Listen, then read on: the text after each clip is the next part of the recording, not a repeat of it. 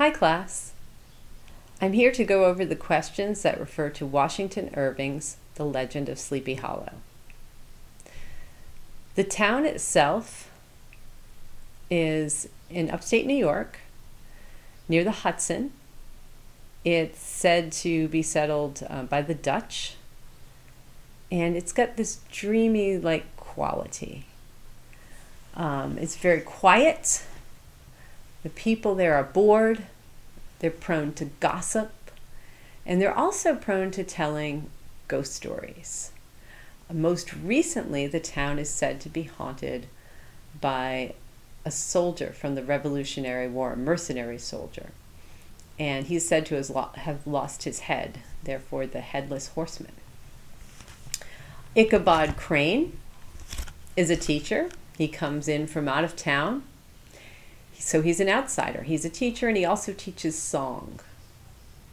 He is prone to singing when he feels nervous or scared, and he enjoys that very much. He is described as very awkward looking.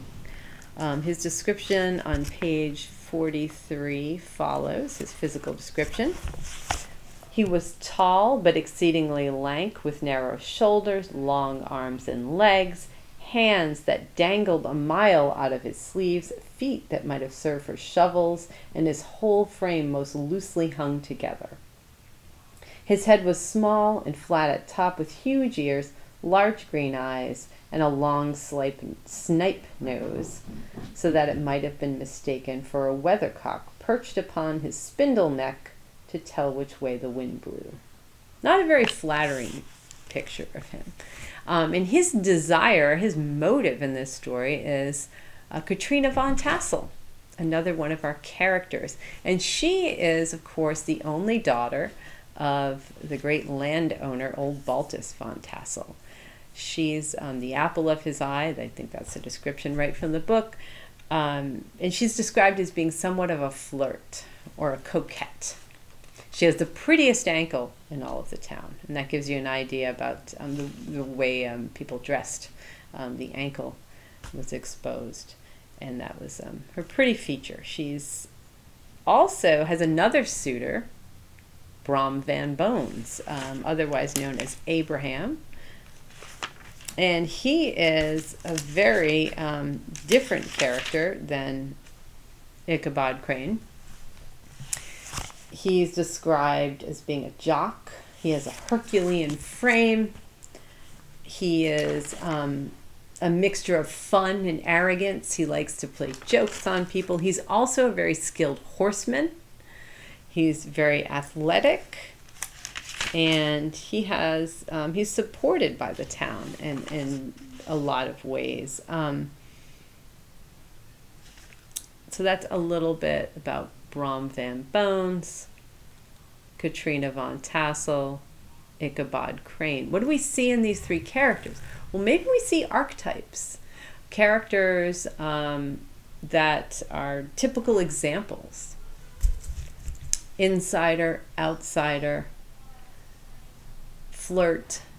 We also see this kind of love triangle because both Abraham and Ichabod are vying for Katrina's affection. We see that at the party that Baltus throws.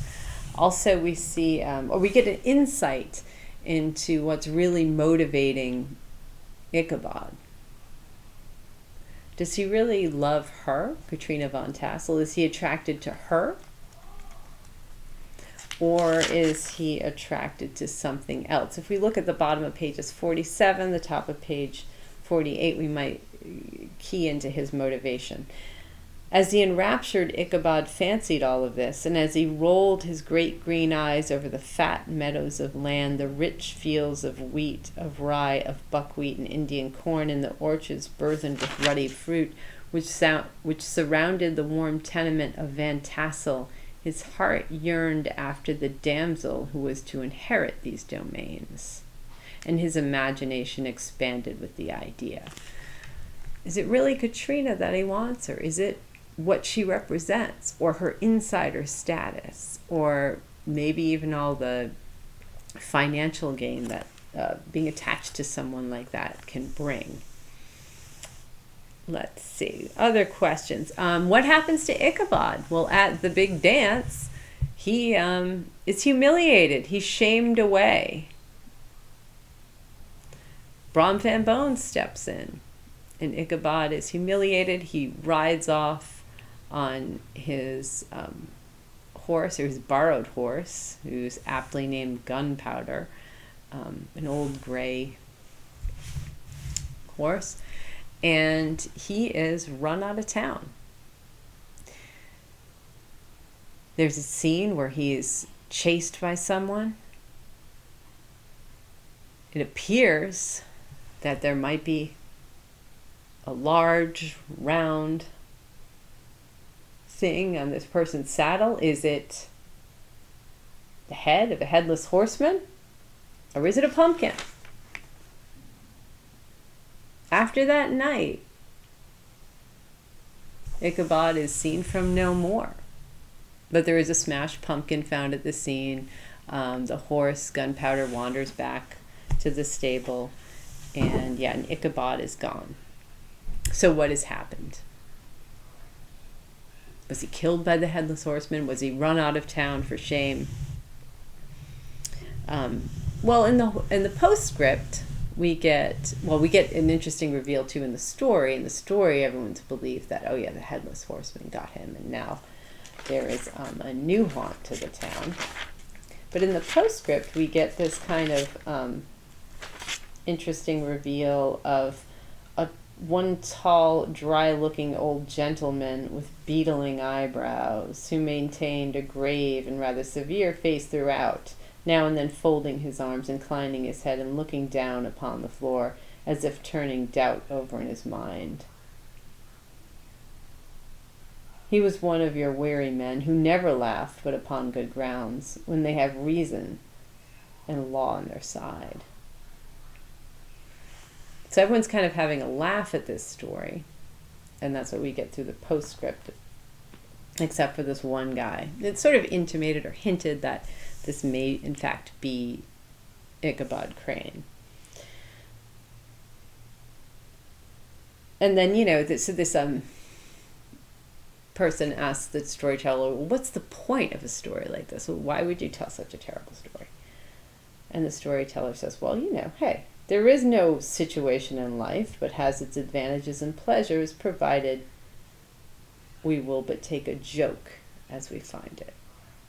He kind of says, well, lighten up. See humor where it is. That therefore he that runs races with goblin troopers is likely to have rough riding of it. If you believe in ghosts, you're going to have a tough time. If you're an outsider in this community and you think you're going to come in and marry the richest woman in town, you're wrong. That's what the lesson here is in the story.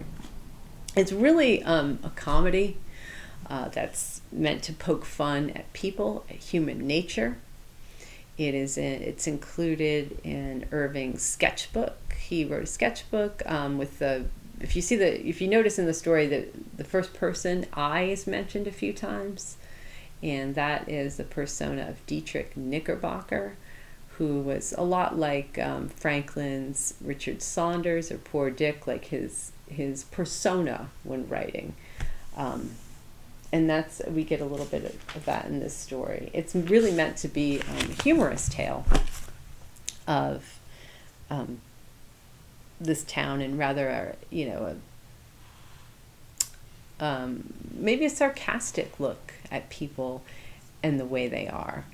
And it's interesting too to compare this if we look at archetypes in contemporary film or contemporary literature, and we see that insider-outsider dynamic, who usually prevails, the insider or the outsider?